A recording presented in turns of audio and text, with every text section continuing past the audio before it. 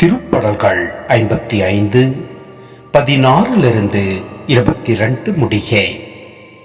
நான் கடவுளை நோக்கி மன்றாடுவேன், ஆண்டவரும் என்னை மீட்டருவார். காலை நண்பகல் மாலை வேளைகளில் நான் முறையிட்டு புலம்புகின்றேன்.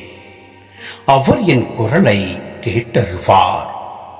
அணிவகுத்து என்னை எதிர்த்து வந்தோர் மிக பல. என்னோடு போரிட்டோர் கையினின்று அவர் என்னை விடுவித்து பாதுகாத்தார். தொன்று தொட்டு அரியணையில் வீற்றிருக்கும் கடவுள் எனக்கு செவி சாய்ப்பார். அவர்களை தாழ்த்தி விடுவார், ஏனெனில் அவர்கள் தம் நெறிமுறையை மாற்றிக்கொள்ளவில்லை.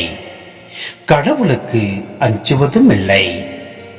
தன்னோடு நட்புறவில் இருந்தவர்களை எதிர்த்து அந்த நண்பன் தன் கையை ஓங்கினான். தன் உடன்படிக்கையையும் மீறினான்.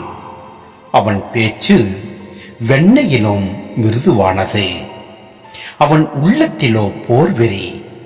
அவன் சொற்கள் எண்ணெயிலும் மென்மையானவை, அவையோ உருவிய வாள்கள். ஆண்டவர் மேல் உன் கவலையை போட்டுவிடு, அவர் உனக்கு ஆதரவளிப்பார். அவர் நேர்மையாளரை ஒருபோதும் வீழ்ச்சியுற விடமாட்டார்.